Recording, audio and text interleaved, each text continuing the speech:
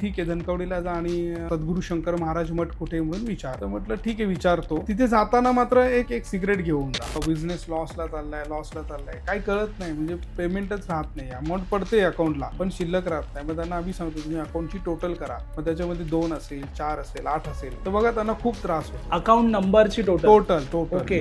घराचा नंबर पण खूप महत्वाचा असतो. असं कधी तुम्हाला केस स्टडी मध्ये आलंय का की कुठल्या घराचा नंबर आहे XYZ आणि त्या नंबरमुळे घरामध्ये प्रॉब्लेम आहे? 4 नंबर आहे, 8 नंबर आहे. म्हणजे हे टोटल 4 जे येतात. हा टोटल 4 8 सिंगल 4 8 वगैरे असेल. म्हणजे फॉर एक्झाम्पल फ्लॅट नंबर 301 समजा ना की नॉर्थ ईस्टचं टॉयलेट वगैरे असेल तर मी ते घर सोडूनच द्या सांगा. सर तुम्हाला काय वाटतं कोणती योग्य पूजा किंवा शांती आहे पितरांसाठी? तुम्हाला अमावस्येला पौर्णिमेला शनिवारी त्या घरामध्ये किंवा त्या वास्तूमध्ये कलश असतो तर ते समजून जायचं त्यांनी की बाबा आपल्यामध्ये काहीतरी पितृदोष प्रचंड प्रमाणात आहे, निगेटिव्ह एनर्जी घरामध्ये आहे. करोडोंनी त्याचे पैसे अडकलेले. जेव्हा आम्ही एंट्री केली तर म्हटलं अरे मग बंगलो तर म्हटलं छान आहे, वास्तूप्रमाणे आहे. खूप म्हटले इंटरेस्ट पण चांगला घेतला त्यांनी. नॉर्थचा किचन प्रॉपर साऊथ ईस्टच्या दिशेला होतं, पूर्वेला वगैरे टॉयलेट बाथरूम नॉर्थ वेस्टला वगैरे छान होतं. म्हणजे असं काय बघून कोणाला वाटणारच नाही. आणि म्हटलं प्रॉब्लेम आलाय की म्हणतो पैसे अडकले. तर जेव्हा चेक केलं बाहेर बघितलं तर बरोबर नॉर्थ ईस्टला त्याने ना त्याच्या वरच्या फ्लोअरला जायला प्रॉपर सिमेंटने जिना बांधला होता. जनरल रेमेडी आहे का जी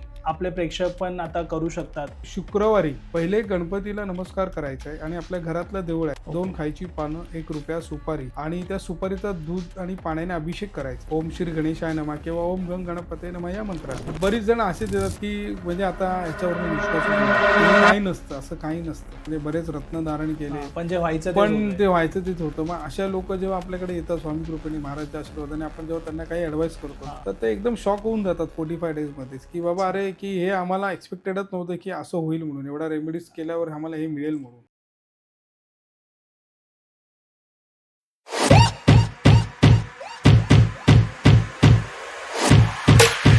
नमस्कार मित्रांनो, स्वागत आहे तुमचं अजून एका नवीन पॉडकास्टमध्ये. तर आजच्या पॉडकास्टचे जे गेस्ट आहेत ते एक ॲस्ट्रॉलॉजर आहेत, न्यूमरोलॉजिस्ट आहेत, वास्तू कन्सल्टंट आहेत आणि त्यांचा 15 वर्षांचा ह्या सर्व विषयांवरती अभ्यास आहे चांगला.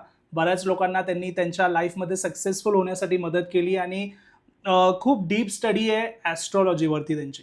सो आजचा हा विषय जो मी घेऊन आलो आहे त्यांच्यासोबत तो ॲस्ट्रॉलॉजी असणार आहे आणि त्यामध्ये बरेच लोकांना प्रश्न असतात की पत्रिका म्हणजे नेमकं काय, पत्रिका आपल्या लाईफमध्ये किती महत्त्वाची आहे, त्यामध्ये आपण काय काय पाहू शकतो, त्यामध्ये काही जर अडचणी असतील, कोणत्या ग्रहांचे दोष असतील तर काही उपाय आहेत का ज्याच्यानी आपल्या लाईफमध्ये प्रॉब्लेम्स जे येत आहेत ते जातील निघून आणि आपल्या लाईफमध्ये सक्सेसफुल आपण होऊ शकू.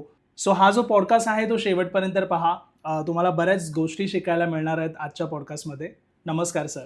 नमस्कार, स्वागत आहे तुमचं आपल्या पॉडकास्टमध्ये. धन्यवाद. सर, आपल्या पॉडकास्टमध्ये जे स्वामी भक्त येतात, येस, आजचा टॉपिक आपला ॲस्ट्रॉलॉजीवरती तर आहेच, पण त्यासोबत तुम्ही स्वामी भक्त आहात आणि आपल्या बोलण्यावरनं मगाशी चर्चेमध्ये तुम्ही सांगितलं की शंकर महाराजांना पण भेट द्यायला तुम्ही मध्ये मध्ये पुण्यामध्ये जात असता.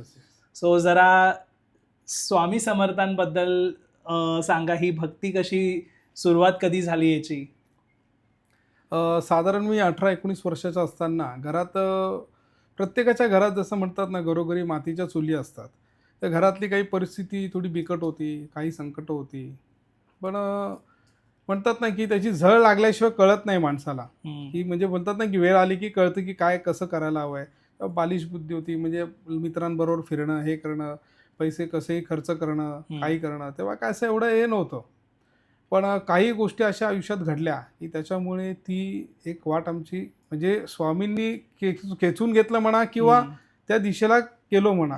आणि मुळात म्हणजे आमचे जे आईचे जे वडील आहेत म्हणजे जे आमचे आजोबा होते ते स्वतः कट्टर स्वामी भक्त होते. ते डॉक्टर पंढरीनाथ पाटील, ते सोनारपड्याला राहायचे आणि प्रचंड त्यांची स्वामी भक्ती आणि त्यांनी साधना वगैरे केली होती बरंच काही.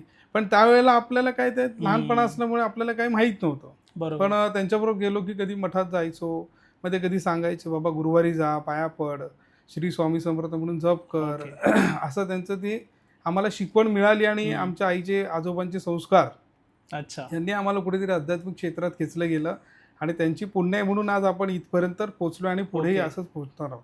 ओके. आणि स्वामींची सेवा करता करता आणि मग एका दिवशी पुण्याला गेलो भावाच्या मित्राचं लग्न म्हणून. ते 2015ला 25 मे 2015 ती हम्म. तारीख आहे अजून.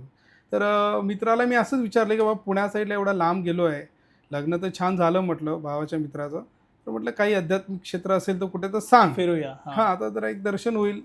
तर त्याने सांगितलं की धनकवडीला जा. धनकवडी विषयीबद्दल काही माहीत नव्हतं. तर म्हटलं ठीक आहे धनकवडीला जा आणि सद्गुरू शंकर महाराज मठ कुठे आहे म्हणून विचार. तर म्हटलं ठीक आहे विचारतो. आणि तिथे जाताना मात्र एक म्हटलं आपण एक हे असतं ना की कुठल्या मठात जाताना फूल काहीतरी वगैरे, घेऊन जाऊ, काहीतरी, फूल घेऊ, हां, हां. अगरबत्ती वगैरे काय नेऊ. तर काय असं आवडतं म्हणजे महाराजांना की बाबा, तर त्याने मला आवर्जून सांगितलं की एक सिगरेट घेऊन जा. हम्म. तर त्यावेळेला मला थोडंसं प्रश्न म्हटलं, अरे म्हटलं मठात सिगरेट बरोबर, घेऊन हां. जाणं योग्य वाटत नाही आणि मला काय ते महाराजांची आयडिया हेच हम्म. नव्हती, माहितीच नव्हती. बरोबर. हा. तो बोलतो तू सिगरेट घेऊन जा, तिथे महाराजांना सिगरेट आणि चहा लागते आणि खिचडी असते, हम्म. पण तू सिगरेट अर्पण करू शकतो त्यांना. तर म्हटलं नक्की चालेल का, नाही तर असं नको व्हायला की मी सिगरेट घेऊन गेलो आणि ते बरोबर. मला ओरडतील आणि मारतील बरोबर. वगैरे हा, असं. हा. आपल्याला आयडिया नाही ना आयडिया आधी. नसते. तर हा. म्हटलं खरंच सांग मला, उगाच मस्करी करू नको. नाही नाही बोलतो, अरे बाबा मी तुझ्याशी हम्म. खरंच सांगतो तुला मी की तू सिगरेट घेऊन जा मालकांना. हम्म. तर म्हटलं ठीक आहे घेऊन गेलो. आणि मग त्या दिवशी जे दर्शन झालं आणि एक वेगळीच प्रसन्नता आणि एक वेगळंच अट्रॅक्शन आणि एक काहीतरी म्हणतात ना की की जुने energy. काही ऋणानुबंध आपण म्हणतो ना अच्छा, की एका हा. व्यक्तीचे असतं, म्हणजे एक शक्ती आहे ती, हा, प्रचंड हा. मोठी शक्ती आहे, साक्षात महादेव आहेत. आणि ते म्हणतात ना की एक काहीतरी खेचून जाणं, एक म्हणजे एक प्रकारे अट्रॅक्शन होणं जबरदस्त. तर असं झालं आणि तेव्हापासून महाराजांनी ते त्यांचं करून घेतलं. त्यामुळे ओके. पुण्याला आता पण कधीही जरी गेलो तरी पहिले हा. मालकांची भेट आणि मग पुढची कामं. अच्छा. असं ओके. आहे. हां. ओके. तितकं ते नातं आता घट्ट अतूट झालं. अतूट झालं ओके. एकदम. म्हणजे कधीच नाही, म्हणजे असं दिवसच नाही की असं की महाराजांचं स्मरण नाही की त्यांचं हे नाही. कुठलंही हां. काम म्हणजे पत्रिका येऊ दे, काही येऊ दे, कुठलंही वास्तूचं येऊ दे, हम्म. ज्योतिष येऊ दे, अंकशास्त्र येऊ दे, त्यांना प्रार्थना केल्याशिवाय मी कधी किंवा त्यांना निवेदन केल्याशिवाय कुठलंच काम करत नाही. अच्छा. आणि ओके. त्यांच्या आशीर्वादानेच, गुरूंच्या आशीर्वादाने, सद्गुरूंच्या आणि सगळ्या आमच्या पूर्वजांच्या आशीर्वादाने आम्ही या मार्गावर आहोत. आहेत. ओके. सर मला हे विचारायचं आहे की पत्रिका म्हणजे काय आहे आणि ती काय इतकी महत्वाची आपल्या लाईफमध्ये? येस, छान प्रश्न आहे तुमचा. साधारण नॉर्मली लोक काय करतात माहिती आहे का, की तुम्हाला समजा कुठे त्रास झाला हम्म. किंवा काय खूप मोठं संकट आलं की साधारण तुम्ही बघायला जाता कुठेही येस. माणसाकडे की येस. बाबा काय अडचणी अमुक येतात? अमुक सांगतो की बाबा असं असं या ठिकाणी गुरुजी आहेत, हम्म. त्या गुरुजींना तुम्ही भेटा, मग ते बरोबर. काहीतरी महाराज. पण ॲक्च्युली तसं करू नये. हम्म. माझं असं म्हणणं आहे की प्रत्येकाने 6-6 महिन्यात, 3-3 महिन्यात एकदा तरी आपली पत्रिका गुरुजींना डिस्कस करून घ्यावी, म्हणजे हम्म. ज्यांना कोणाला मानत असेल त्यांना. पण त्याचं कारण असं असतं की पत्रिकेमध्ये 12 ग्रह आणि 12 राशी असतात आणि त्याप्रमाणे त्या ग्रहांची युती असते. हम्म. बरोबर आहे. आणि ती महादशा आणि अंतर्दशा ही सतत बदलत असते. ओके. आता आम्ही एवढी वर्ष पत्रिका बघतो ना की ऑलमोस्ट लोक कधी संकटात येतात, काय येतात, कारण त्यावेळेला त्यांना राहूची महादशा चालू झाली असते, शनी महाराजाची महादशा असते, केतूची महादशा असते, मंगळाची महादशा असते. मग त्यावेळेला होणारे त्रास किंवा त्यावेळेला त्यांना बिझनेसमध्ये मिळणारे नुकसान किंवा बऱ्याच जणांचं असं होतं की डिवॉर्स होणं, बऱ्याच हां. गोष्टी संतती योग पण न होणं किंवा मग कामातनं नोकरी सडनली जाणं, चोरीचा आळ येणं, येस. चोरी नाही केली तरी, आणि सडनली कधी म्हणजे चांगला ड्रायव्हर असेल तरी ॲक्सिडेंट होणं. ऍक्सिडेंट. हो. ह्या बऱ्याच गोष्टी ज्या असतात ना त्या ह्या आपल्या महादशांमध्ये, अंतर्दशेमध्ये आपल्याला अनुभवायला मिळतात. ओके. आणि ती जी पत्रिका असते त्या पत्रिकेप्रमाणे आपण जर कुठे चांगला जर सल्ला घेतला किंवा सल्ला मसलत करून घेतली कुठल्याही गुरुजींकडे किंवा आमच्यासारख्या काही असतील अभ्यासक त्यांच्याकडे चांगल्या, तर काय होतं की आपण prevention is better than cure. बरोबर. मग आम्ही काय करतो की आम्ही बाबा तू गाडी चालवतोस का, त्याच्या अमुक अमुक भावात जर चुकीचं ग्रहमान विराजमान असेल हम्म. की बाबा तू गाडी हळू चालव, हा. किंवा बाबा तू पोहायला जातोस का तर पाण्यापासून थोडंसं लांब राहा, बरोबर. किंवा तू म्हणजे आताची जनरेशन खूप हे आहे म्हणजे ड्रिंक ड्राईव्ह स्मोक वगैरे करतो, Yes. तर आपण त्यांना एक अवेअरनेस करतो की बाबा तुम्ही हे करू नका, हम्म. त्याच्याने तुमच्या शरीराला त्रास होऊ शकतो. आलं लक्षात. तर ह्या Okay. गोष्टींचं आपण प्रिव्हेन्शन त्यांना घ्यायला सांगू शकतो. मग अच्छा. तुला त्याच्यानंतर त्याच्यामध्ये त्या जातकाला, ज्याला जातक म्हणतात, पत्रिका बघितली जाते की बाबा त्याने कुठल्या ग्रहाची रत्न धारण केलं पाहिजे, कुठल्या ग्रहाची उपासना केली पाहिजे, कुठला मंत्र केला पाहिजे, कुठले दान धर्म केले पाहिजे, हा. ह्या सगळ्या गोष्टींमध्ये त्याच्यामध्ये त्याचा उपयोग होतो. आणि ओके. म्हणून पत्रिका बघणं हे प्रत्येकाला गरजेचंच आहे.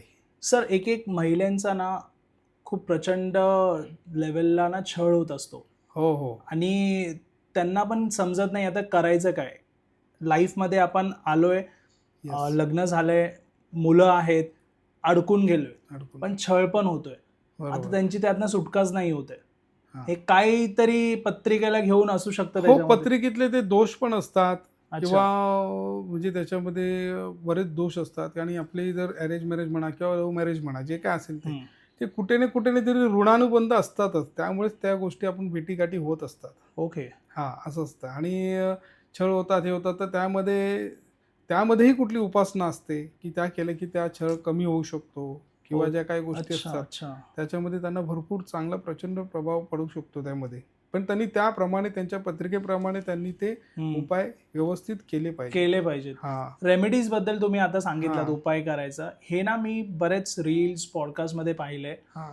की ही रेमेडी करा, ती रेमेडी करा आणि आपले सबस्क्रायबर्स, फॉलोअर्स जे पण हां. आहेत ते सबस्क्राईब म्हणजे ते फॉलो पण करतात येस, येस. ही रेमेडी. ते पण ना 10 मधून मी म्हणेन की 2 जणांबरोबर ते होतं, हो. 8 जणांचं ते काम होत नाही रेमेडी करून पण. अगदी बरोबर हे आहे. असं का म्हणजे? त्याचं कारण पण सांगतो मी तुम्हाला. उदाहरणार्थ असं समजा की धनुराशीचं जातक आहे.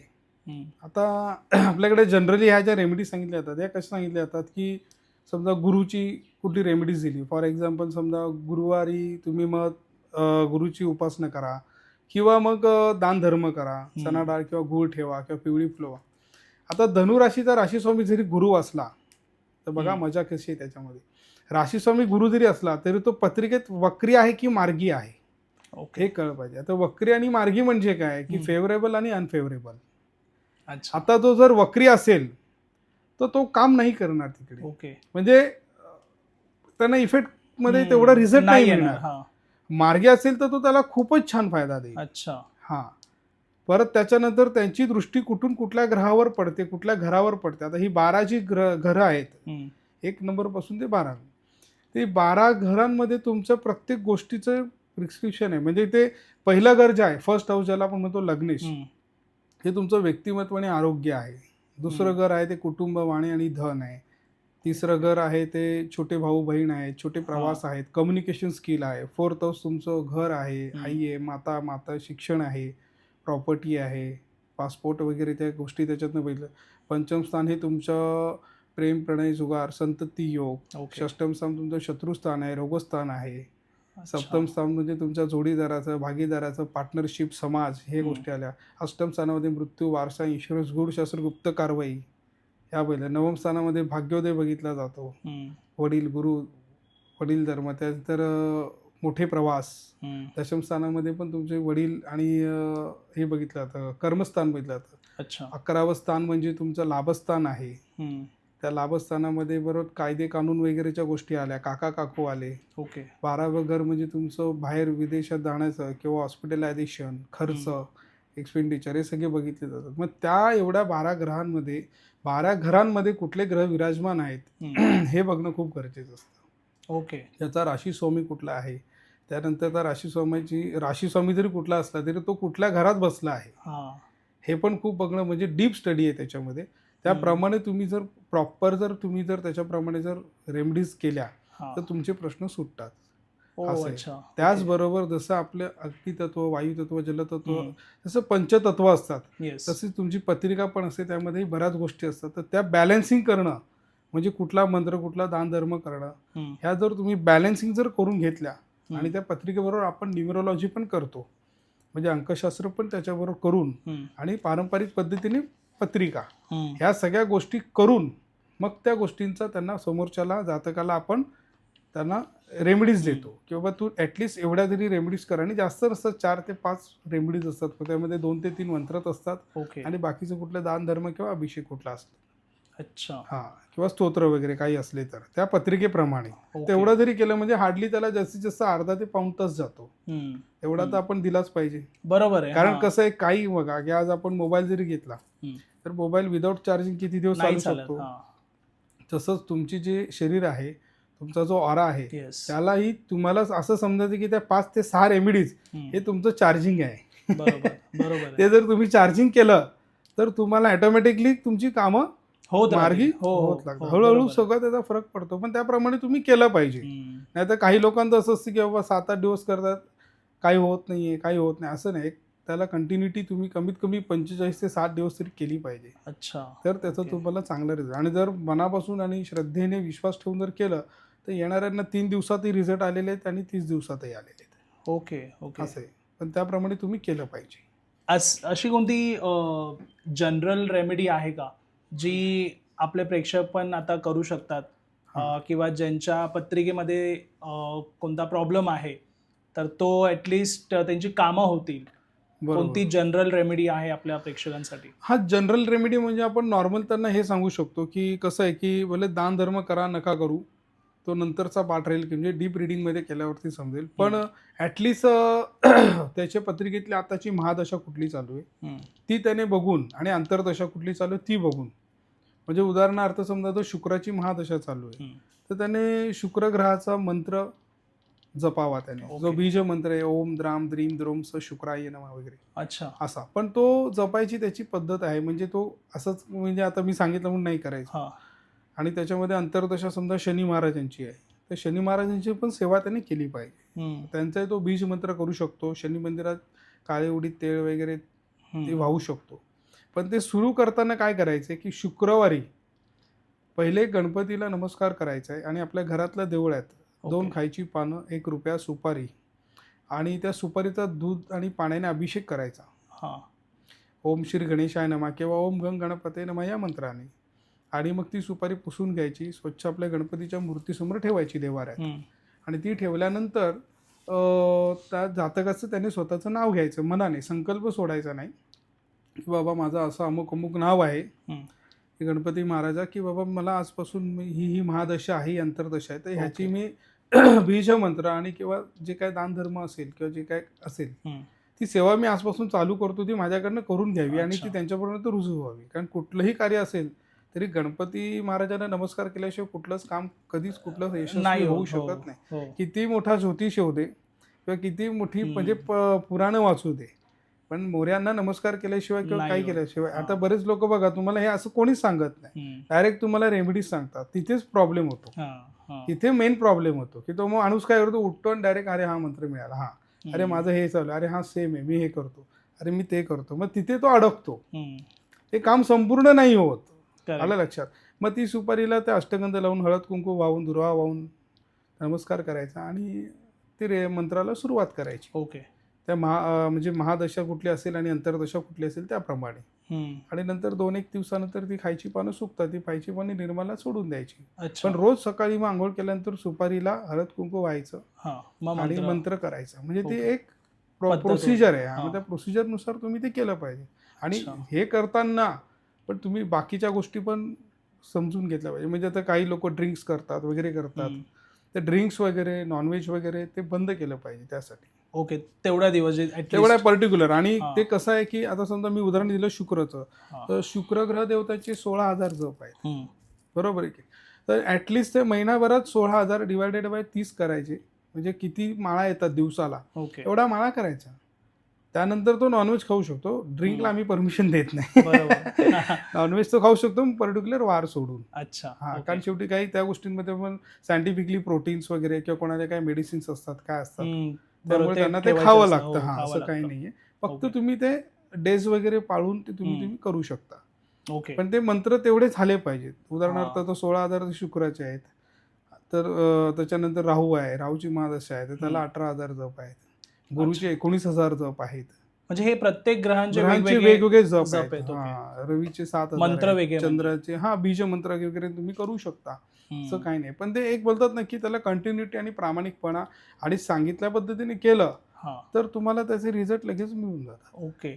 मला असं वाटतंय हे तर करावंच, पण त्यासोबत जर पत्रिका दाखवल्यानंतर परफेक्ट जर तुम्ही मला सांगितलं तर खूपच छान. म्हणजे त्याच्यामध्ये अजून काय ऍड करता येतं किंवा अजून काय आहे, म्हणजे आता तो मार्गी आहे की वक्री हाही बघावं लागतं. पण हे मी जे सांगितलं त्याच्यामध्ये तुम्ही केलं, मंत्र केलं तर त्याचे इफेक्ट येतात. ओके. पण जर तुम्ही पत्रिका जर हे करून घेतली, म्हणजे बघून घेतली, प्रिडिक्शन करून जर घेतलं तर ते अजून बेनिफिट राहतं. म्हणजे त्याचबरोबर अजून कुठल्या ग्रहांची कुठलं काय असेल तर ते आपल्याला डीप बघता येतं. ओके. हां, पण हे जनरली तुम्ही मला विचारलं म्हणून ती एक रेमेडीज मी तुम्हाला बरोबर. सांगितली हा, की ते असं, पण ह्या पद्धतीने केली तरच ती उपयोगात येणार. येणार. नाहीतर नाही. बरोबर. आणि ते सांगितलेले नियम पाळले पाहिजेत. हा.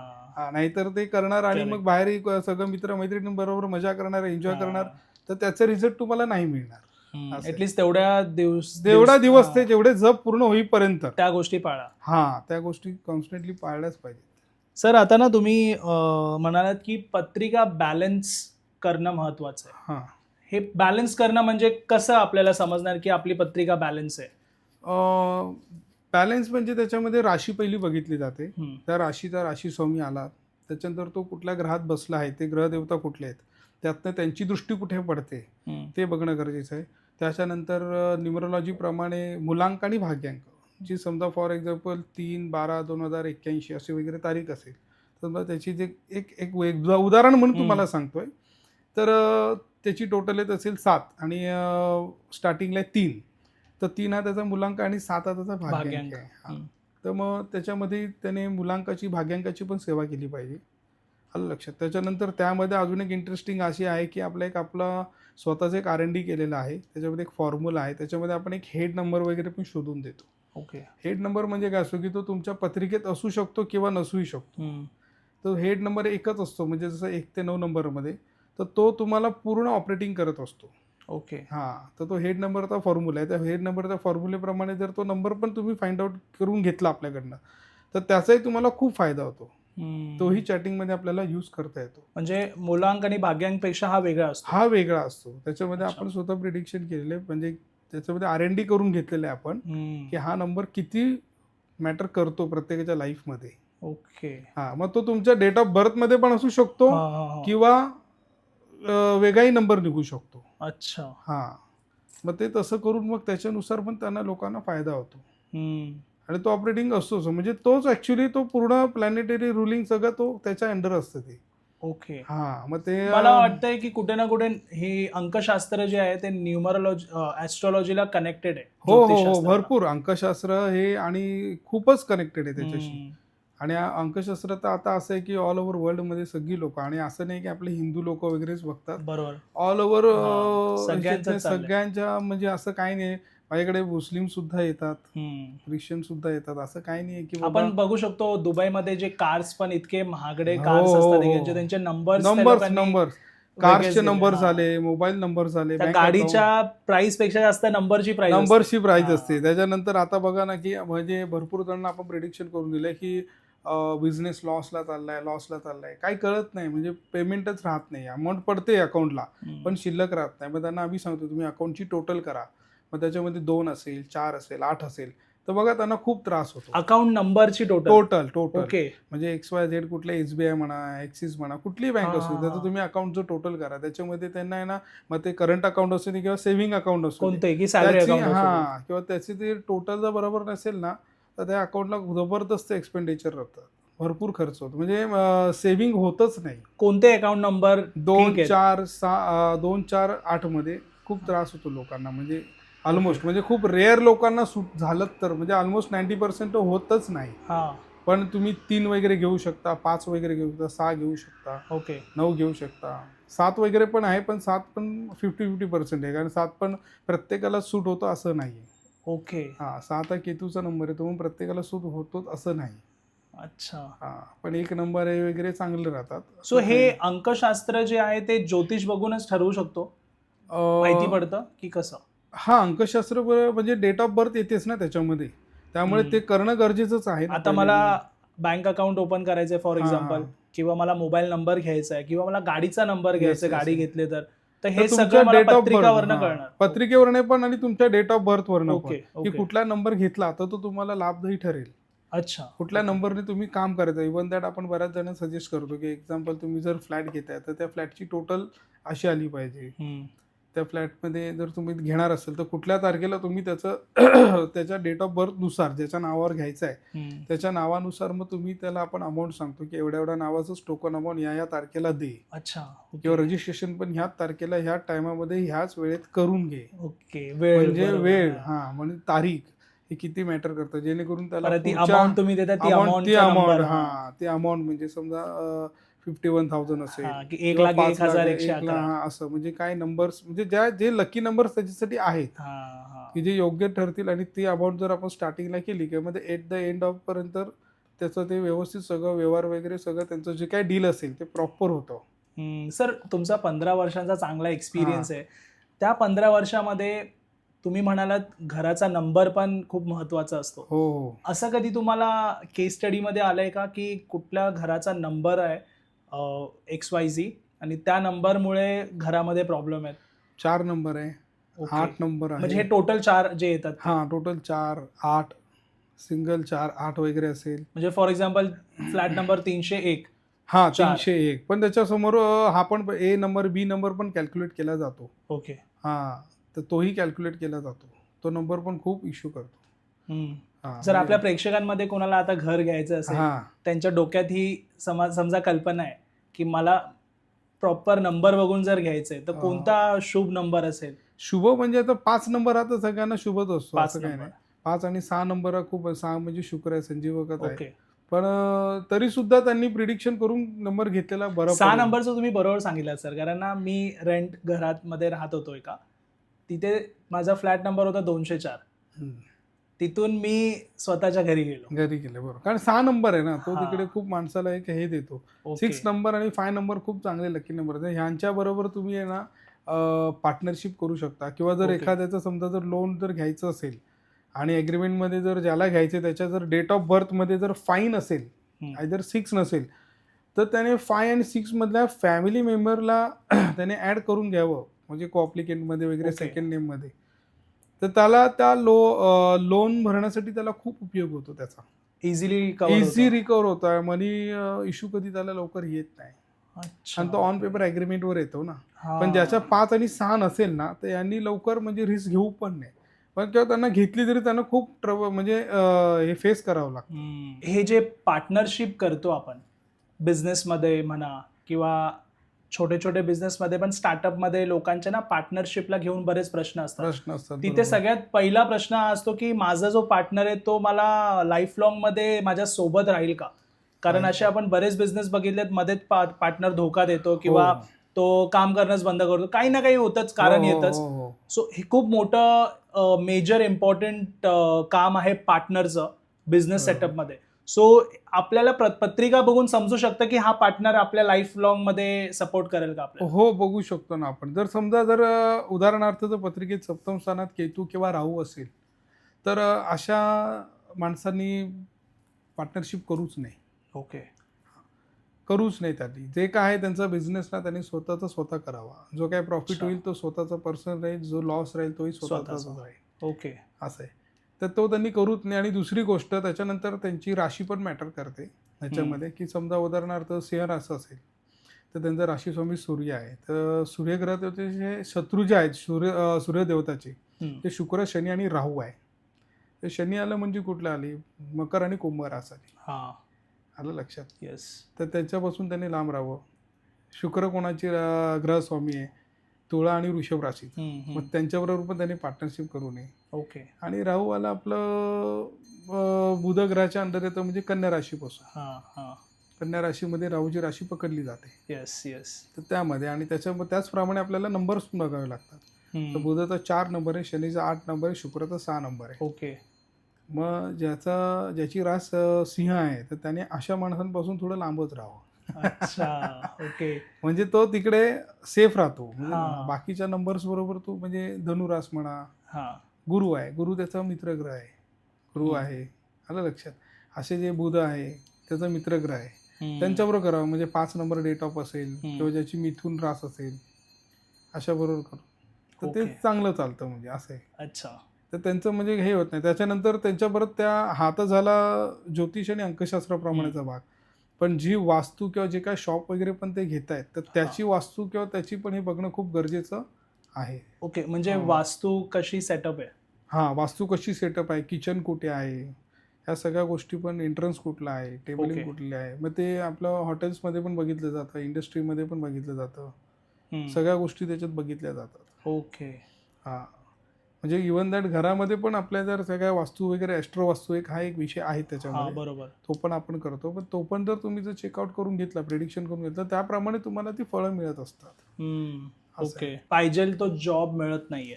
हां. म्हणजे एक इच्छा असते की मला 2 वर्षामध्ये एक सर्टन अमाऊंट की 50,000 60,000ची नोकरी मिळाली पाहिजे. पण खूप प्रॉब्लेम येतात. आपण आहे तिथेच अडकून राहतो एकतर, हो. किंवा दुसरीकडे जिथे जॉबला जातो तितकं हाईक नाही मिळत. हाईक नाही मिळत. सो ह्या जॉबला घेऊन पण आपल्या पत्रिकेमध्ये हो, काही रेमेडीज दोष आहेत. वगैरे असतात. हो, दोष वगैरे असतात ना, पत्रिकेतले काही दोष असतात. ग्रहमान दशा त्यांची आता जॉबशी रिलेटेड बघायला झालं तर आपल्याला 6 प्लेस ऑफ कुंडली बघावं लागतं. म्हणजे 6वं घर जे आहे पत्रिकेतलं ते ओके. बघावं लागतं. आणि तिकडे नोकर, नोकरी, रोगस्थान, शत्रुस्थान, मामा, मामी या तिथे त्या घरातनं बघितले जातात. मग आता त्या घरामध्ये जर काही प्रॉब्लेम असेल किंवा त्या 6व्या घरामध्ये पत्रिकेत कुठल्या अशुभ ग्रहाची जर दृष्टी असेल, तर हे प्रॉब्लेम खूप फेस करावे लागतात. अच्छा. हां. मग त्याच्यानंतर मग त्याच्यावरती जर रेमेडीज द्यायची झाली, तर पत्रिकेमध्ये शुभग्रहाची दृष्टी त्या ग्रहावर आहे का? म्हणजे त्या घरावर 6 प्लेसमध्ये, ज्याला आपण 6वं घर जे तुम्ही प्रश्न विचारला, ते आहे का? किंवा त्याच्यामध्ये काय आहे? कुठला ग्रह आहे की कुठल्या ग्रहाची शुभदृष्टी आहे? मग त्याप्रमाणे त्याला रेमेडीज देऊन त्याप्रमाणे पर्याय केले जातात. ओके. आहे. सो म्हणजे आपण त्याच घरामधनं तुम्ही हेही बघू शकतात की नोकरीद्वारे माणूस परदेशात जाऊ शकतो का? अच्छा. ओके. म्हणजे बऱ्याच त्याला जणांची foreign- स्वप्न असतात. हो, खूप जणांचे स्वप्न हां. असतात. पण ते पोझिशन ती तशी पाहिजे आपल्याला पत्रिकेची. मग आणि सर हे आपण घडवू शकतो का? जसं आता तुम्हाला दिसतंय पत्रिका बघून हो, की दूर दूरपर्यंत आता ह्याचा काही योग नाहीये बाहेर जायचा. बरोबर. पण पत्रिका खूपच आपण स्ट्रगल आहे म्हणजे. हा करू शकतो का आपण? हो, खूपच स्ट्रगल आहे. आणि आपल्याकडे तर स्वामी कृपेने महाराज जे असून तुम्हाला सांगतो ना की बरीच जण असे देतात की म्हणजे आता ह्याच्यावरून विश्वासच उडालाय आमचा, हा. की हे काही नसतं, असं काही नसतं.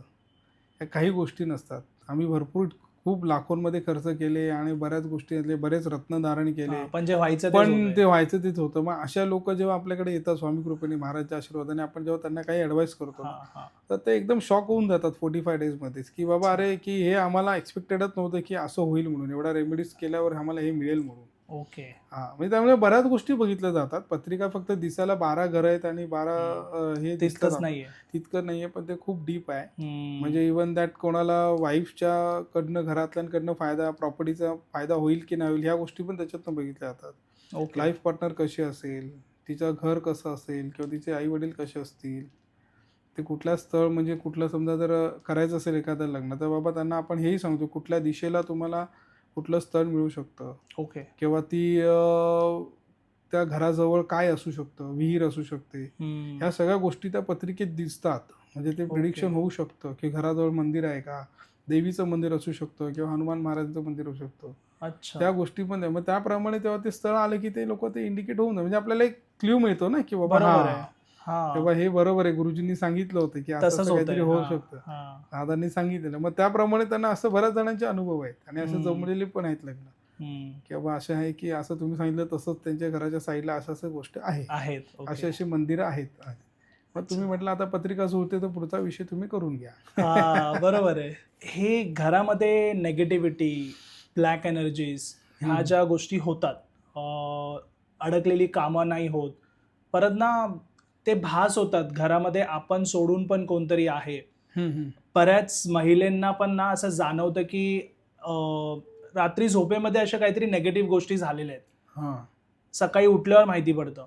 ह्या ज्या प्रॉब्लेम असतात, हे पत्रिकामध्ये आपल्याला समजतं का? काही इश्यू आहेत म्हणून हो. पत्रिकेमध्ये काही ग्रहांचा हे आहे, प्रभाव आहे हो, तसा? ग्रहांचं पण कॉम्बिनेशन बघितलं जातं आणि त्या ग्रहांच्या कॉम्बिनेशननुसार आता हे जे तुम्ही त्रास म्हटलात ना, तर ह्याच्यामध्ये बऱ्याच गोष्टी येतात निगेटिव्ह एनर्जीमध्ये, की म्हणजे एखादे जलस असते कोणाची किंवा म्हणजे म्हणतात ना की प्रोग्रेस करतोय तर येस, मला येस. बघवत नाही, बघवत असं नाही. नाही. मग ब्लॅक त्यामध्येच मॅजिक फॉर हां, एक्झाम्पल. हां, असं करतात लोक. पण आपण कसं असं की शेवटी आता कसं आहे, की शेवटी तो अंधश्रद्धेचा भाग पण होऊ शकतो. होऊ पण शकतो. आपण असं नाही बोलू शकत. पण त्याला रेमेडीज काय आहे, की त्याच्यामध्ये पत्रिकेप्रमाणे तुम्ही हे करा, की उपाय करा. ओके. किंवा मग त्याच्यामध्ये परत सगळ्यात मोठा विषय त्यांचा पितरांचाही असू शकतो. कारण अच्छा. पितृदोष हा खूप मोठा विषय आहे. हां. हां, म्हणजे जसं आता आपण बॅलन्सिंग वगैरे सांगितलं, येस, येस. तसंच पितृदोषही खूप महत्त्वाचा आहे, की तुमच्या घरामध्ये तुमच्या पितरांची शांती म्हणजे की जे काय आहे, त्याच्यामध्ये किती गोष्टी आहेत, घडलेल्या आहेत. एखादी गोष्ट घडलेली असेल पूर्वजनांमध्ये त्या घरामध्ये, तर त्या घरामध्ये येणाऱ्या बाईला म्हणा, स्त्रीला म्हणा, किंवा त्या घरामध्ये होणाऱ्या संततीला प्रॉब्लेम त्रास होतोच होतो. होतो, ओके. किंवा त्या घरामध्ये पैसे राहत नाहीत. ही म्हणजे मेन लक्षणं असतात की, आणि जास्तीत जास्त तुम्ही कधी ऑब्झर्वेशन करा, तुम्हाला अमावस्येला, पौर्णिमेला, शनिवारी त्या घरामध्ये किंवा त्या वास्तूमध्ये कलह जास्त होतो. तर ते समजून अच्छा. जायचं त्यांनी की बाबा आपल्यामध्ये काहीतरी पितृदोष प्रचंड प्रमाणात आहे, निगेटिव्ह एनर्जी घरामध्ये आहे. ओके. म्हणजे क्षुल्लक कारणावरूनही वादविवाद होतात. ओके. हां, असं होतं. त्यानंतर प्रॉपर्टी पण काय असेल तर प्रॉपर्टी पण शी पण संबंधित त्यांना त्रास होऊ शकतात. म्हणजे आपल्याला काय कारण बेनिफिटच नाही होत त्यातनं. हां, कारण असे आपल्याकडे भरपूर क्लायंट्स पण आले की त्यांना मग विचारलेले की तुमच्या मग ते सांगतात की नाही हां सर बरोबर आहे. आमच्या आजोबांना 2 भाऊ होते. मग त्यात एकाचं लग्न झालं नाही आणि मग त्याची प्रॉपर्टी पण आमच्या शेअरिंगला आली. हम्म. पण मग काय होतं, प्रॉपर्टी तुम्ही घेता आणि त्या व्यक्तीबद्दल जो शास्त्रीय पद्धत म्हणजे बोलतात ना शास्त्रोक्त हम्म. पद्धतीने त्याचा जे काय हे केलं पाहिजे, हां, पितरांची हां. जी शांती वगैरे शांती केली पाहिजे, वगैरे. हां. ते काही करत नाहीत. ते लोक फक्त त्याचा लाभ घेतात. हम्म. आलं लक्षात. बरोबर मग तो तुम्हाला त्रास होणारच पुढे. Yes yes. तुम्हाला फक्त पैसा पैसा हवाय. पाहिजे. बाकी हां, त्यांचं बाकी तुम्हाला काही काय नाही करायला बघायचं. नको. हां. आणि हे नुसतं त्या गेलेल्या माणसाबद्दलच नव्हे, तर हम्म. बऱ्याच अशा मी निदर्शनात आलेले आहेत की म्हणजे शेतजमिनींमध्ये देवस्थानं आहेत, ती तोडलेली आहेत, जुनी देवस्थानं, आणि मग ती तोडून तिकडे बिल्डिंग वगैरे उभी केली आहे. अच्छा. मग तेव्हा हां. पण ते देवस्थानाचं काही म्हणजे बोलतात ना भागवलं जीर्णोद्धार नाहीये. करत नाही, हां. किंवा त्याचं जे भले ठीक आहे छोटं तर छोटं जे काय असेल ते, जे पूजा काय वगैरे. हां, हां. देवाचं असेल, महादेवाचं असू दे, देवीचं असू दे, हम्म. जे काही स्थान असेल ते, यासाठी तुम्ही थोडं कुठेतरी साईडला कॉर्नरला ती जागा दिलीच पाहिजे. हां, पण हां. ते लोक देत नाहीत, मग त्याच्यामुळे त्रास होतो. पण ते बरोबर. काय होतं की बरेच ठिकाणी फिरतात आणि मग बरेच रत्न धारण करतात, पूजा हां. करतात, पण मूळ प्रॉब्लेम कळत नाही ना. हां. येस. आणि मग करेक्ट. ते काय म्हणतात की अरे बापरे आम्ही हे एवढं केलं, करून आम्ही काही तेवढं होत केलं, नाहीये. काही हां, होत नाही. हां. अशा म्हणजे मायक्रो लेवलच्या काही गोष्टी असतात, येस. आणि त्या आपल्याकडे स्वामी कृपेने, महाराजांच्या कृपेने पटकन फाइंड आउट होतात. हां. एका मिनिटाच्या आत पत्रिका येस. समोर ठेवली की ती एका मिनिटाच्या आत आपण डायरेक्ट तिकडे महाराजांच्या आशीर्वाद डायरेक्ट सांगतो का बाबा हा प्रॉब्लेम आहे का, मग तो डायरेक्ट अच्छा. माणूस बोलतो हां हे बरोबर आहे. ओके. आता रिसेंटली एक माझ्याकडे मध्ये आलेले सातारावरून आलेले क्लायंट, तर त्या मुलाच्या म्हणजे त्याचा जन्म व्हायच्या आधी हम्म. त्याच्या आईला एक मूल म्हणजे डिलिव्हरी होताना ते गेलं. ओके. तर मी याला म्हटलं पत्रिकेमध्ये म्हटलं असं असं आहे, अबॉर्शन आहे. अबॉर्शन झालं होतं किंवा मिसकॅरेज झालं होतं, हां. कुठल्याही कारणामुळे पण झालं होतं, तुमच्या आधी किंवा तुमच्या नंतर. हा म्हणतो आता माझं वय 30 आहे, बोलतो 30 वर्षात, बोलतो भले समजा मला 15-18 वर्षांत समज आली असेल, त्या 15-18 वर्षात पण माझं लग्नही झालं आणि त्याचं जस्ट लग्नही झालेलं, हम्म. पण तो कधी ऐकलं नाही. तो म्हटलं विचारू शकता का तुम्ही फोनवर, तर म्हणतो ठीक आहे विचारतो. मग त्याच्या मिसेसने काय केलं, त्याने आईला फोन लावला, म्हणजे सासूबाईला. हां, हां. तर आणि म्हटलं ही गोष्ट तुमच्याच आईबद्दल नाही बरं का, म्हटलं हम्म. ही तुमच्या वडिलांची आई, ओके. आजी, तिथे पण तसं तिथे झालंय. पण तसंच झालं होतं. ओके. तर म्हणतो शक्यच नाही, बोलतो माझ्याच बद्दल नाही, आणि आईचं आजीचं काय असेल. म्हटलं तुम्ही विचारून घ्या. मग त्यांची मिसेस थोडी बाहेर गेली फोनवर, आणि ते एका मिनिटात आत आले आणि ती सांगितलं की बरोबर सांगितलं दादांनी की अच्छा. हे तुझ्या आधी एक मुलगा होता, तो मिसकॅरेज झाला, ओके. आणि हे सेम प्रोसिजर त्यांच्या आई त्यांची हां, आजी म्हणजे सासू, हां, हां.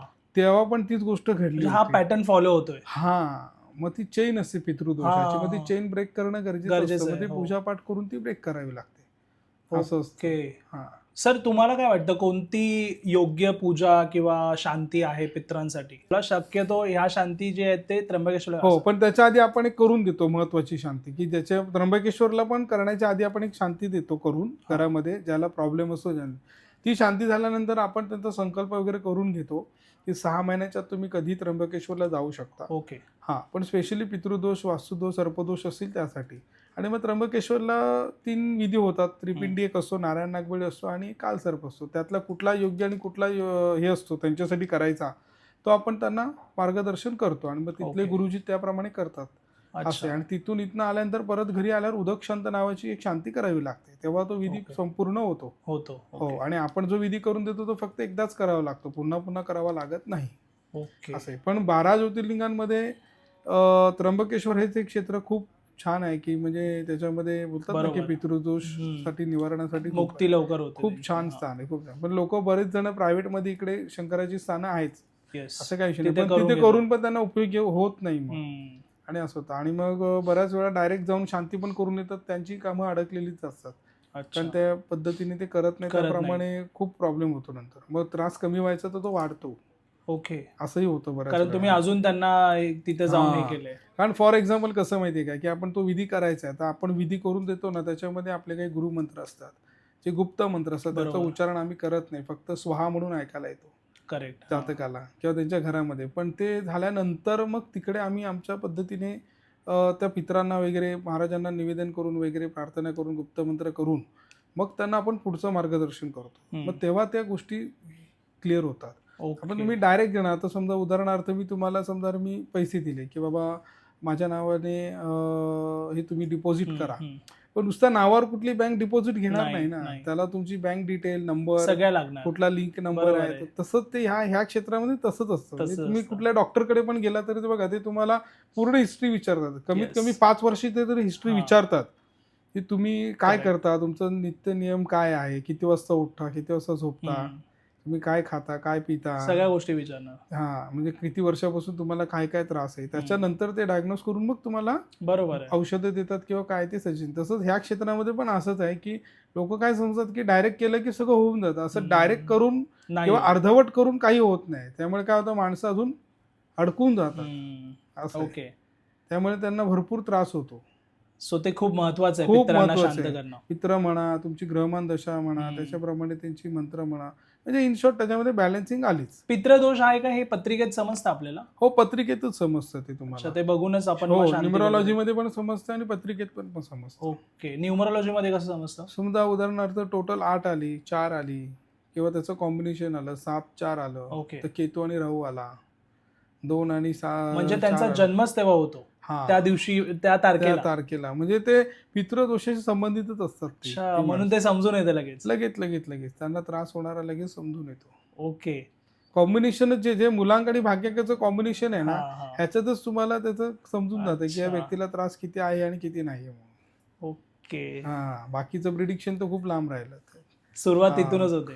तिथूनच होते. नंतर मग त्याला करंट इयर कुठलं चालू आहे, अंकशास्त्राप्रमाणे कुठलं करंट मंथ कुठलं चालू आहे, हे कुठल्या मंथ म्हणजे कुठल्या ग्रहाच्या आधिपत्याखाली आता त्यांचं ते अंकशास्त्राप्रमाणे त्यांचं आता चालू आहे. मग त्याप्रमाणे त्यांना फायदे तोटे होत असतात. मग त्याप्रमाणे आपण त्यांना सांगतो, बाबा जानेवारीमध्ये समजा तुला 4चा महिना चालू आहे, म्हणजे अंकशास्त्राप्रमाणे कॅल्क्युलेशन करावं लागतं. तर मग त्याला कुठे इन्व्हेस्टमेंट करायची असेल तर आम्ही त्यांना सांगतो की नका करू. फेब्रुवारीमध्ये 5 नंबर येतोय तुम्हाला, अच्छा, मग तुम्ही 5च्या ह्याच्यामध्ये करा, तेव्हा करा. ओके. मग पर्टिक्युलर डेट्स देतो, त्या डेट्समध्ये करा, मग त्या डेट्सला त्या टायमाला करा, तुमचं काम छान होणार. मग त्याप्रमाणे केलं की ते काम पूर्ण होतं, कुठे अडकत नाही. अच्छा. असं एवढ्या सगळ्या गोष्टी मायक्रो लेवलला बघितल्या. सर, आपण आता ना डिवोर्स प्रमाण खूप जास्त पाहतोय. लग्न झाल्या डिवोर्स होत आहेत 2-4 महिन्यामध्ये, 2-4 वर्षामध्ये. तर लाईफ पार्टनर हवाय तसा आपण खूप सर्च करून वगैरे, नाही काय, पत्रिका बघतो, सगळ्या गोष्टी हे करतो, पण नंतर डिवोर्स पण होतो. बरोबर. हे काय मेजर कारण काय असू शकतं? तर मेजर कारण असं असतं की पत्रिकेतलं पहिले बघावं लागतं की सप्तम स्थानामध्ये कुठला ग्रह आहे किंवा प्रथम स्थानामध्ये कुठला ग्रह आहे. पापग्रह असेल तर ही गोष्ट घडते. त्याच्यानंतर काही पत्रिकेमध्ये 2 लग्नांचा एक हे लिहिलेला असतो, म्हणजे की त्या माणसाचा डिवोर्स होणारच असतो. ओके. पण त्यासाठी वेगळा विधी असतो, तो विधी करून घ्यावा लागतो. मुलाला वेगळा विधी असतो, मुलीला वेगळा. त्याच्यानंतर पंचम स्थानातला पण त्याचा ग्रह बघावा लागतो. सप्तम स्थानातली राशी कुठली आहे, त्याच्यामध्ये कुठला प्लॅनेट विराजमान आहेत, म्हणजे ग्रह कुठला विराज आहे, म्हणजे कुठले ग्रह देवता त्याच्यात आहेत, हेही बघणं गरजेचं आहे. तर त्यानुसार जर तुम्ही ते बघून जर प्रिडिक्शन व्यवस्थित करून जर घेतलं तर मग ते डिवोर्स वगैरे त्या गोष्टी होत नाही. त्यानंतर परत पत्रिका जुळली तरी ग्रह मैत्री गुण पण बघणं खूप गरजेचं आहे. अच्छा. त्याच्यामध्ये 5 आउट ऑफ असे म्हणजे हे दिलेले असतात पंचांगामध्ये, तर ते बघणं. काहींचं आम्ही बघतो की 30 गुण जुळले आहेत, पण ग्रहमैत्री गुण जुळतच नाही, 5 पैकी एकच गुण असतो. मग त्यांचे विचार पण जपत नाहीत, मग ते डिवोर्स होतो. अच्छा. ओके. असं आहे. मग त्यामध्ये त्या गोष्टी खूप आहेत. त्याच्यानंतर राशी कुठली आहे, मैत्री राशी आहे की शत्रू राशी आहे, नाडी वगैरे बघितली जाते, त्याच्याने माहिती पडते. हां, त्याच्याने बघितली. ओके. ते संतती होत नाही, त्यामुळे काय म्हणजे पितृदोषच असू शकतो? पितृदोष पण असू शकतो किंवा पंचमात कुठला असलेला हे ग्रहमान कुठलं विराजमान आहे त्यामध्ये. कारण संततीसाठी पहिले 5वं स्थान बघितलं जातं. त्या 5व्या स्थानामध्ये जर समजा जर शनी, राहू, केतू वगैरे काय असेल तर त्याचं फर्स्ट बेबीला प्रॉब्लेम होतोच होतो. ओके. हो, 99.99% होणारच, अच्छा. त्याला प्रॉब्लेम होणारच होणार किंवा संतती लवकर गर्भधारणा होत पण नाही त्याला. ओके. मग असं काय आहे. काळजी घ्यायची वगैरे मग त्या ग्रहावरती कुठल्या शुभग्रहाची दृष्टी असेल का, हम्म. किंवा त्याने काय उपाय केला पाहिजे, तो त्याच्यावरती बघून मग त्याला ते प्रिडिक्शन करून सांगितलं जातं. ओके. मग तशा त्या रेमेडीज दिल्या जातात. रेमेडीज दिल्या जातात. त्या रेमेडीज काममध्ये झालं तर ठीक आहे, नाही तर मग पुढची स्टेप आपल्याला पूजा करून द्यावी लागते. ओके. असं आहे. तेच तुमच्या कुलदेवतेचं स्थान पण आहे, पंचम स्थान आणि नवम स्थान. ओके. कुळाचार पण त्यातनं बघितला जातो. म्हणजे म्हणजे समजा पापग्रह जर असेल त्यामध्ये, तर समजा की यांच्या घराण्यातनं कुठून तरी एक म्हणजे चुकीची गोष्ट घडलेली आहे कुलदेवतेच्या विचारामध्ये, ओके. सेवेमध्ये. ते अच्छा. पण तिकडनं म्हणलं पंचम आणि नवम स्थान. ओके. म्हणजे कुलदेवीला आपण जसं पूजा तर करतोय, पण हा. काहीतरी असं घडलंय आपल्या लाईफमध्ये हा, किंवा किंवा पूर्वजनांकडनं पूर्वजन- कुठून हा, चुकून काहीतरी चुकून घडलं असेल. झालेलं आहे. म्हणजे समजा जर काही देवतांना म्हणजे गोड असं कडू असं मान आपण म्हणतो, म्हणजे हम्म. कडू म्हणजे त्याच्यामध्ये काही लोक चुकीच्या काही गोष्टी कोंबडा बरोबर. बकरा वगैरे देतात. नाही, हा, ऍक्च्युली non-veg काय वगैरे. देवाधिकांना ते नसतंच, ऍक्च्युली हम्म. तिकडच्या असणाऱ्या गणांना असतं ते. पण त्याप्रमाणे ते काय देतात किंवा काही काहींच्या घरात नाही देत. तर मग यांनी गोडा काही निवेद चुकून असतो. दिलेलं असतं. मग ते दिलेल्यानंतर तिकडे काही कोप झालेला असतो किंवा काहीतरी नवस किंवा नवसाचाही काही भाग उरला असेल तर तो सुद्धा त्रास देतो बरं का. म्हणजे तुम्ही किती ज्योतिष फिरा, किती काही फिरा, पण नवस कुठला जर तुमचा राहिला असेल आणि ती व्यक्ती समजा घरातली निघून गेली असेल आणि त्याने जर त्याच्या घरात त्यांना सांगितलं नसेल की बाबा मी भले भले तो 1 नारळाचा असू दे किंवा 21 नारळांचा असू दे, बरोबर. विषय तो नाहीये, पण तो जर केला नाही हा. तर तो पुढच्या पिढीला तो भारी तर पडतो, कॅरी होत जातो ना. कॅरी होत जातो तो. आणि मग कुठेतरी अडथळे मग हे देवाचा कोप होतो ह्याचा अर्थ असा हा, आहे असं असू शकतो, आपण पकडू शकतो ते किती ते. ओके. कारण नवस वगैरे असेल किंवा नवसाचं काय असेल तर ते सुद्धा समजतं. पण आपण नवस विसरून जातो किंवा आपल्या पूर्वजांनी काय केले पण असतील, ते पत्रिकेत समजतं ना. काय नवस केले ते. हो, कुठल्या देवतेला नवस केला असेल ते समजतं आणि मग त्यानुसार अच्छा. त्याला काही पर्याय दिले की त्याला ते काही रिप्लेसमेंट आपण म्हणतो. हा, मग त्याच्यामध्ये त्यांना काही कधी म्हणजे स्वप्न दृष्टांत वगैरे होऊन काय ना काहीतरी होऊन समजतं ते. त्याच्यामध्ये समजतं की बाबा अच्छा. हे राहिलेलं. मग ओके. त्यावेळेला मग तसे ते उपाय द्यावे लागतात. मग त्यामुळे ते उपाय ते आणि उत्तर मिळतात मिळते. म्हणजे. हा, हा. कारण आपल्याला इथे काय माहिती नसतं. बरोबर आहे. कारण तो येतो, तो लांबून येतो, कोण होतो त्याचं काय आपल्याला आपल्याला माहिती काही नसतं. त्याचं फॅमिली बॅकग्राऊंड काही माहिती नाही. येस. पण पत्रिकेमध्ये त्याचं सगळं कळतं ओके. की कुठून प्रॉपर्टी आली, कशी आली, किंवा काय करतो, कुठून फायदा होऊ शकतो, कुठून नाही होऊ शकतं, असं. सर, पत्रिकेमध्ये असे किती वेगवेगळे म्हणजे जसं डिपार्टमेंट्स म्हणतो, वेगवेगळे भाग, हां. किती वेगवेगळे प्रकार आहेत पत्रिकेमध्ये पण. पारंपरिक पद्धती आणि कृष्णमूर्ती पद्धत आहे, या दोनच महत्वाच्या आहेत. ओके. पण पारंपरिक आणि कृष्णमूर्ती दोन्ही वेगवेगळे आहेत. मॅक्रो आणि मायक्रोमध्ये बघितले जाते. म्हणजे एकदम सूक्ष्म बघायचे असेल तर कृष्णमूर्तीने बघितले जाते. पण पारंपरिकमध्येही कामं होऊन जातात लोकांची. म्हणजे अंकशास्त्रामध्ये आणि आपण पारंपरिक करून दिली ना का त्यामध्येच रेमेडीज मिळाल्या की त्याच्यामध्येच ऑलमोस्ट लोकांची कामं होऊन जातात. ओके. आणि खूपच जर काही अडकत असेल काम तर मग कृष्णमूर्ती पद्धतीने आम्ही बघून त्यांना पण ते सांगतो, ते उपाय सांगितले जातात. सर, सगळ्यांची पद्धत वेगळी असते हो. पत्रिका पाहण्याची. तुमची अशी युनिक काय पद्धत आहे? युनिक म्हणजे बेस्ट म्हणजे आपण तेच आहे की मेन आपण प्रॉब्लेम पहिला सांगतो. हा. म्हणजे त्याचं काम कुठलंही असू दे, हम्म.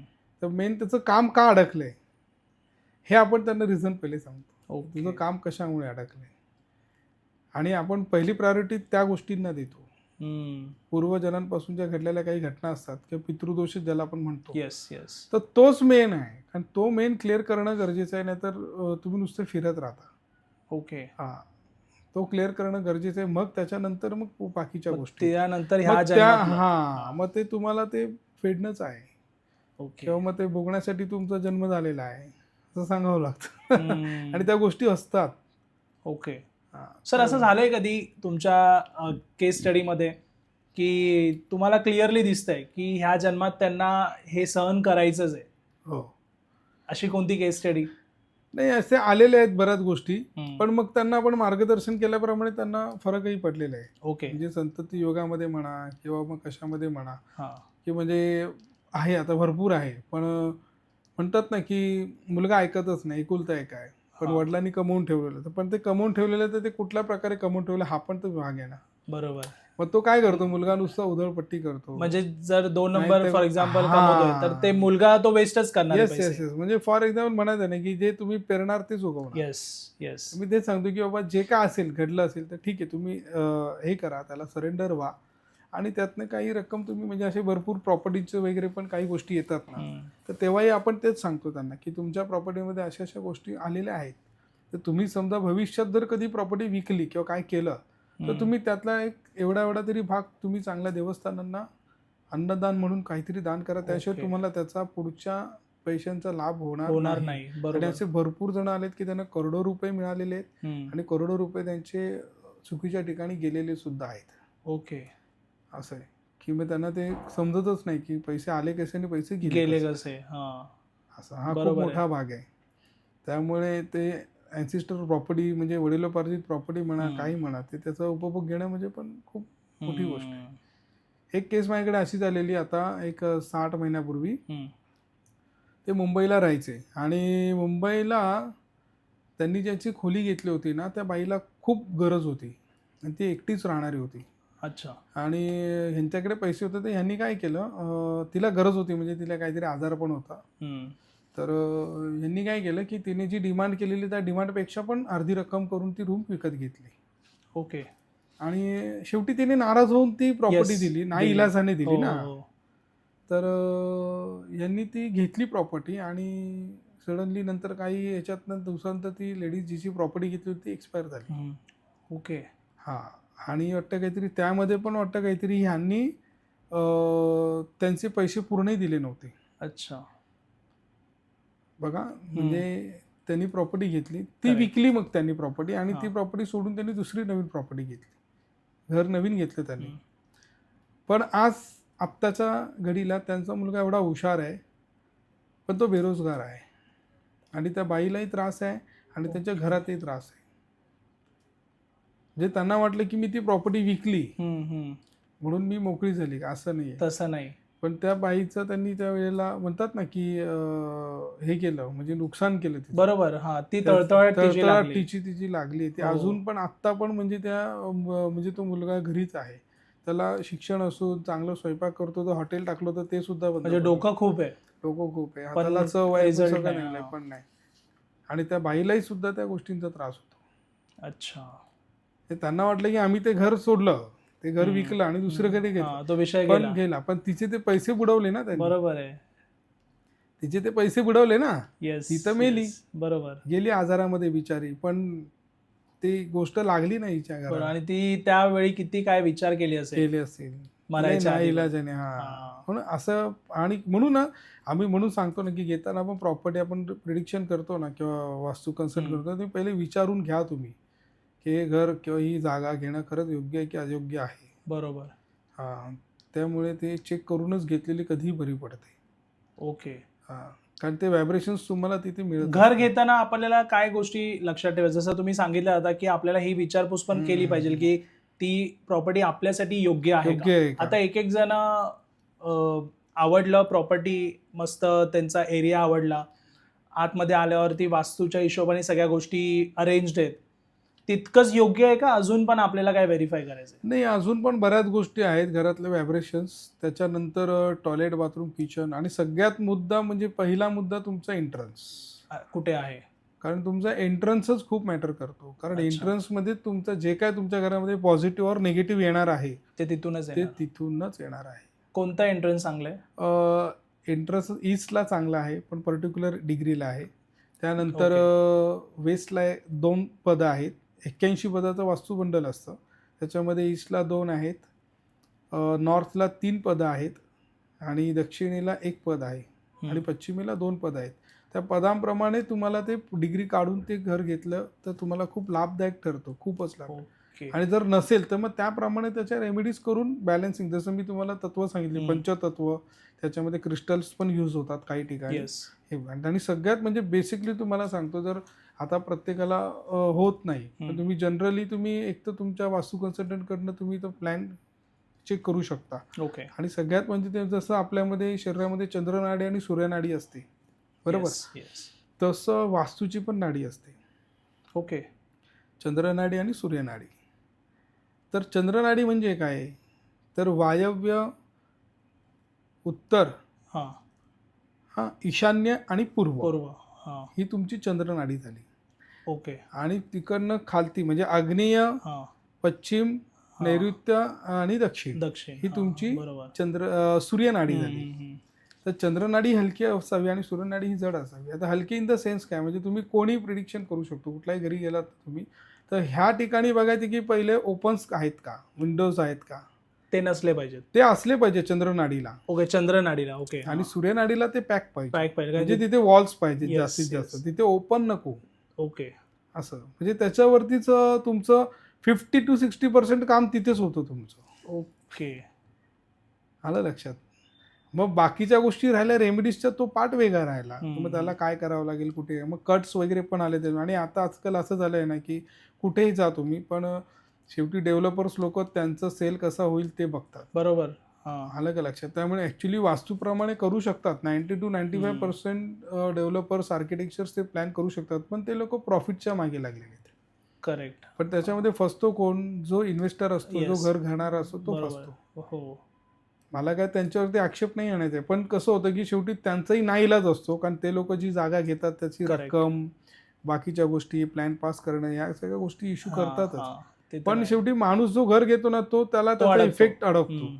मग त्यापेक्षा मी ऑलमोस्ट लोकांना कधी कधी काय सजेस्ट करतो की तुम्हाला आता नाईलाजून घ्यावं लागतं म्हणून ठीक आहे, हम्म. पण त्याच्यामध्ये पण कमीत कमी रेमेडीज करून कुठलं घर घेता योग्य राहील. अच्छा, बरोबर. हा कारण तर ते इतकं आपण आपण फक्त बघून माहिती आहे की काहीतरी हां, फॉल्ट आहे, fault आधीच आणि मग फक्त रेमेडीज करत बसा करायचं बसेल, कशाला. काही फायदा नाही, काही हां. फायदा नाही. आणि योग्य असेल रेमेडीज करून तरच कमीत करणे. कमी. हा म्हणजे उदाहरणार्थ जर वास्तूचं द्यायचं झालं तर समजा ना की नॉर्थ ईस्टचं टॉयलेट वगैरे असेल, तर मी ते घर सोडूनच द्या सांगतो, सोडूनच साऊथ द्या. वेस्टला असतं टॉयलेट. हा, साऊथ वेस्टला पण फायदा नाही होत, खूप त्रास होतो. म्हणजे काही म्हणजे 8-10 दिशा आहेत ऍक्च्युली वास्तूमध्ये पण त्या 10 दिशा तेवढ्याच खूप उपयोगाच्या आहेत. पण त्याप्रमाणे ह्या गोष्टी तुम्ही जसं म्हणता की यात काय रेमेडी करून पण फायदा नाहीये. नाही इथे काही वॉशरूम होतच वगैरे नाही. आलं खूप की खूप त्रास होतो त्यांना. आणि म्हणजे मी ते पैसे मिळवणे म्हणजे मी कामच करत नाही. म्हणजे नॉर्थ ईस्टला जर टॉयलेट असेल ना, तर मी सांगतो की मला ते पैसे दो. म्हणजे ते लोक सांगतात की आम्हाला हां. क्लायंट की आम्हाला लोकेशन आवडलंय, जागा आवडले, रेटमध्ये पण खूप छान, म्हणजे कमी बजेटमध्ये मिळतोय, हम्म. पण तुम्ही काहीतरी त्याच्यावर सोल्युशन काढाच म्हणून. मग म्हटलं नको, कारण म्हटलं तुमचे काही ते पैसे घेऊन परत त्या घरात जाऊन तुम्हाला त्रास Yes. होणार, तर ते काम न केलेलंच हा बरं. आणि शेवटी कसं होणार ना, तुम्ही भले करून आपलं दिलं. गुडविल पण खराब होतो ना. Yes yes. कारण असं. शेवटी तुम्हाला तुमचं मनच सांगते की नाही हां, तिथे नाहीच आहे नाही होणार. जायचं तर नाहीच जायचं असं. मग मी बरोबर. सरळ तुम्हाला तुमच्या रिस्कवरती घ्यायचं तर घ्या, हम्म. नाही तर नका घेऊ. ओके. हां. नंतर खूप प्रॉब्लेम. आणि असंच एक आमच्या इथे डोंबिवलीमध्ये एक आम्ही एकाचा बंगलो बघितला होता. एक एक्झाम्पल तुम्हाला सांगतो. हम्म. म्हणजे करोडोंनी त्याचे पैसे अडकलेले.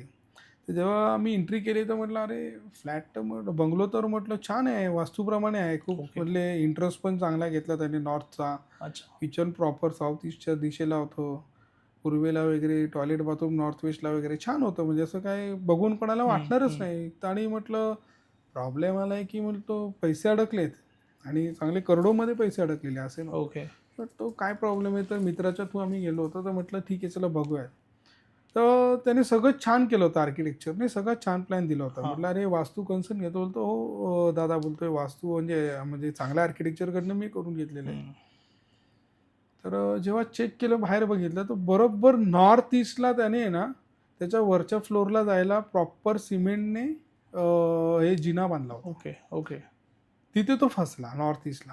अच्छा. टाकी पण त्याने दिली होती खाली पाण्याची, म्हणजे पाण्याची. जलतत्व त्याने दिलं तिथे होतं. मेंटेन केलं होतं. पण तो जे हेवीनेस जी तिथे दिली त्याने, अच्छा. हा. त्या हेवीनेसमुळे, आणि ते ॲस्ट्रो वास्तूप्रमाणे बरोबर सेकंड प्लेस ऑफ वास्तूचं येतं. म्हणजे हम्म. दुसरं स्थान आहे त्याचे कुटुंब, वाणी आणि धन. ओके. हां, म्हणजे त्या माणसाकडे बरोबर तेवढे पैसे पण अडकले होते आणि रिलेशनशिपमध्ये पण, म्हणजे बोलण्यामध्ये पण त्याच्या खूप हे आली होती. ते हम्म. रफनेस बोलतो ना आपण, ती खूप अच्छा. आली होती. आणि त्याचे तेवढे पैसे करोडोंमध्ये अडकले होते की म्हटलं अरे बापरे, म्हटलं हा फॉल्ट आहे. वजन आलं तिकडे. वजन आलं. आणि तुम्ही जसं सांगितलं तिथं हलक्या गोष्टी हव्यात. हो, कारण माणूस डिप्रेशनमध्ये पण जातो ना त्या बरोबर. साईडला. कारण ते बरोबर. नॉर्थ ईस्ट म्हणजे तुमचं वास्तुमंडल जर बघितलं तर थर्ड आणि सेकंड प्लेसला तुमचं वास्तूचं फेस येतं तिकडे. म्हणजे माणूस त्या घरात राहतो ना, त्याला पैसा जरी असला तरी त्याला काही ना काहीतरी डिप्रेशन असतंच असतं. ओके. म्हणजे ती दिशेला जर त्यांनी हे केलं आणि म्हणजे पैशांची दिशा आहे ना ती, असं आहे. त्याच्यामुळे त्या दिशेला पण खूप प्रॉब्लेम होतो. अच्छा. त्याच्यानंतर अजून एक बऱ्याच ठिकाणी आम्ही बघितलंय की फक्त 8 दिशा बघतात, वरची आणि खालची दिशा बघत नाही, ध्रुव दिशा आणि अधो दिशा बघत नाही. तर बऱ्याच जणांकडे तुम्ही बघा इंटेरियर वगैरे खूप छान असतं, खूप कॉस्टली वगैरे करतात, खूप छान छान करतात, वास्तुशास्त्राप्रमाणे पण करतात. पण त्यांच्या वरच्या सिलिंगला बघा कधी पण खूप रंगीबिरंगी कलर असतात, खूप वेगवेगळ्या लाईट्स लावल्या असतात. त्याच्याने काय होतं माहिती आहे का, तुमचं सहस्रार चक्र खराब होतं. अच्छा. हां, मग सहस्रार चक्र खराब झालं की तुमचं डोकं काम करणं बंद होऊन जातं. बरोबर आहे. न्यू विचार, आयडियाज येणारच नाही. काहीच येत नाही, खराब होतं ना ते. कारण हे जर तुमचं चांगलं असेल बरोबर. तर तुम्ही काही करू हो, शकता हो, ना, हो. शून्यातनं विश्व निर्माण करू शकता. येस. पण बुद्धीच खराब झाली माणसाची का विषय संपला. म्हणून मी बऱ्याच जणांना क्लायंटला सांगतो की तुम्ही वरती म्हणजे बोलतात ना की विचित्र असे लाईट लावू नका, विचित्र जगामगा. कलर जगामगा करू नका काही. बरोबर आहे. आणि खूप जणांना करतात ते लोकं. खूप हां, जण हां. करतात की नाही खूप हे छान दिसतं, असं दिसतं तसं नाही. हम्म. एक नॉर्मल लाईट आकाश तत्वाचा कलर आहे, स्काय ब्लू लाईट, एकदम स्काय ब्लू कलर द्या. आणि वास्तूप्रमाणे कलर करण्याच्या भांगडीत पण नका पडू. एक क्रीम कलर द्या, आयदर व्हाईट कलर द्या, न्यूट्रल. खूप छान वाटतं. पण करेक्ट. तुम्ही जर बोलतात ना आणि असं करायला गेला तर तुमचं इंटेरियर पण खराब आणि होतं. मेन म्हणजे तुम्ही एंटर केल्यावर तुम्हाला प्रसन्न वाटलं प्रसन्न वाटलं हे पाहिजे. कलर प्रसन्न. वगैरे तुम्ही करत बसलात की खूप वेगवेगळं म्हणजे ते Yes. म्हणतात ना की म्हणजे खूपच दिसायलाही ऑड वाटतं हम्म. ते. पण तुम्ही एक चांगला कलर मारा, व्हाईट बरोबर कलर आहे. की म्हणजे हे करा. आणि परत त्यामध्ये वास्तूमध्ये पिंक कलर हा कधी मारू नये घरामध्ये. पिंक कलर काय? कधीही लक्षात Okay. ठेवा. हां, पिंक कलर म्हणजे गुलाबी डार्क किंवा लाईट पण त्या घरामध्ये म्हणजे भांडणं वगैरे होतच असतात. म्हणजे तुम्ही कधी पण स्पेसिफिक कोणत्या दिशेला की ओव्हरऑल कुठे पण पिंक कलर हा मारूच आलाच नाही. नाही पाहिजे. नाही, Okay. आलाच नाही पाहिजे. त्या घरामध्ये सतत कलह म्हणा किंवा त्रास म्हणा, म्हणजे कटकटी भांडणं म्हणा होतच असतात. ओके. आणि बरंच खालच्या दिशेला बघायला गेलं तर आता नवीन फॅशन निघाले. काही लोक खूप ब्लॅक वगैरे कलरच्या लाद्या लावतात. चुकीचं आहे, तसं कधी करू नये. तिथे पण त्यांनी चांगला म्हणजे असं क्रीम कलर किंवा व्हाईट कलरच फ्लोरिंगला यूज करावा. अच्छा. त्याच्यानेही त्रास होतो. Thank you so much sir. तुम्ही खूप डीपमध्ये याच गोष्टी डिस्कस केल्या आणि मेन म्हणजे ॲस्ट्रॉलॉजीला घेऊन जे तुम्ही गोष्टी मांडल्यात आज पॉडकास्टमध्ये त्या खूप छान होत्या आणि लोकांना पण ते रिलेट झाले. सो मी तुमचा नंबर डिस्क्रिप्शनमध्ये मेन्शन करतो. येस. पत्रिके रिलेटेड कुणाला काही प्रश्न असतील, न्यूमरोलॉजी, अंकशास्त्र, घर घेताना जर कुणाला नंबर घराचा विचारायचा आहे किंवा फोन नंबर घेताना साधा अकाउंट ओपन करताना पण येस, कुठला बिझनेस पण ओपन करायचं त्याची Yes. टोटल पण त्यांच्या जन्मतारखेप्रमाणे घ्यावी. बरोबर. हां. त्यासोबत पत्रिका कोणाला पाहायची असेल, येस. अडकलेत कामं बरेच होत नाहीये, येस. सो ते तुम्हाला कॉन्टॅक्ट करतील. तुमचा नंबर डिस्क्रिप्शनमध्ये आहे. आणि थँक्यू सो मच सर. तुम्ही आलात इतका लांबून आणि इतका मस्त आज आपला पॉडकास्ट पण झाला. सो आपण भेटू लवकरच अजून एका पॉडकास्टमध्ये आणि अजून बऱ्याच गोष्टी आहेत ज्या आपल्याला डिस्कस करायच्या आहेत. पण पॉडकास्टमध्ये आपण एक लिमिट असल्यामुळे आपण तितक्याच करू शकतो. सो आपण करूया लवकरच अजून एक पॉडकास्ट घेऊन येऊ. आणि थँक्यू सो मच. तुम्हाला हा पॉडकास्ट आवडला असेल तर लाईक, शेअर आणि चॅनलला सबस्क्राईब नक्की करा. धन्यवाद. थँक्यू. जय शंकर.